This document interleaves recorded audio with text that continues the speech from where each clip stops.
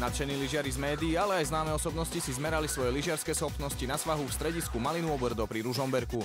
Hoci sa ručička teplomera dostala ďaleko pod novú cestu, na Ski Media Cup si našlo mnoho ľudí. Verím, že tento, ja ho nazvem prvým ročníkom, že bol ozaj skúšovný, ale vidím, že je to životaschopný a že napriek zlému počasiu prišlo do strediska 1800 ľudí, čo je pekné číslo a verím, že sa na budúci rok stretneme opäť. Zaujímavý druh akcie, trochu iný. Minus 20 som ešte nevystupoval nikdy vonku, takže mám novú skúsenosť, ja som rád, bolo to super. Som presvedčený o tom, že na budúci rok tento počet zdvojnásobíme. V stredisku sa zišlo viacero ľudí z oblasti športu, showbiznisu či z médií. Niektorí sa len prizerali, ale súťaže chtiví lyžiari si zmerali svoje schopnosti aj medzi bránkami. Na Jakubkovej lúke pri Starom Smokovci som sa učil od 5 rokov lyžovať, lebo teta stávala v Leky, takže milujem lyžovanie a snowboardujem už tiež 5 rokov. Prvýkrát medzi bránkami, ináč lyžujem už dlho, ale medzi tými bránkami to je predsa iné, ale myslím si, že som nesklamal farby našej televízie. Párkrát som snowboardoval, s lyžami nie som veľmi kamarát, ale skôr takto len ako moderátor, že to celé proste komentujem. Prvýkrát ja som začal lyžovať minulý rok. Dneska to je vlastne ako možno asi 8. deň dokopy, tak som spokojný celkom. Keď som videla tie bránky, hovorím, to by som asi dala aj ja, takže možno o rok to vyskúšam. Samozrejme, aké by to boli preteky bez víťazov, a tak dávame slovo najlepším.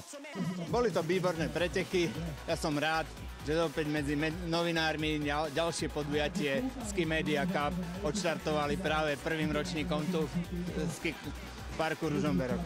Veľmi sa teším a je to zvlášť v tomto krutom počasí potešujúce, samozrejme. Mám niekoľko medailí aj z majstrovstiev sveta novinárov, takže rád sa zúčastňujem takýchto akcií. A kedysi som závodne lyžoval ako žiak. Ja som takedy aktívne lyžovala. To, aký je to rozdiel moderovať v rádiu a v treskúcej zime, sme sa spýtali moderátorov podujatia. Rádio má svoje čaro v tom, že vysielaš pre obrovské masy ľudí, že ťa počúva niekoľko 100 000 ľudí, že si tam sám a môžeš prísť jednoducho v pyžame, strapatý hocičo. Keď prídeš na takúto nejakú akciu, kde si pred ľuďmi, musíš sa trochu učesať, oholiť a tak ďalej. Ale tu zase máš tú priamu spätnú reakciu, že ty niečo povieš a vidíš, ako na to ľudia reagujú a keď je dobrý dáv, tak ťa dokážu hnať výborne dopredu. Na to, aká tu bola zima, tu bolo naozaj veľa ľudí, takže nám sa robí vždy dobre, keď je veľa ľudí a je pre koho moderovať. No a v tej zime trošku mrzli ústa, ale dalo sa. Mali sme dobré podporovacie prostriedky na rozmrazovanie, takže sa to dalo zvládnuť. Odvážlivci, ktorým zima neprekážala, si zase vyskúšali fínsku kaďu, do ktorej vliezlo pár jednotlivcov. Vieš, koľko je vonku stupňov? Hej, viem, že je 50 stupňový rozdiel. Každý týždeň chodím do sauny, takže to není problém. Nie, nešla by som tam dovnútra, pretože je vonku zima. No úplne holý nejdem, ale v tenisloch pôjdem. Idem skočiť, hop!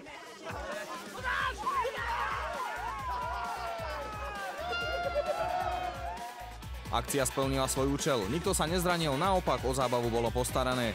Návštevníci Ski Media Cupu mohli odchádzať z podujatia spokojní a účastníci sa lúčili s tým, že o rok sa sem vrátia opäť.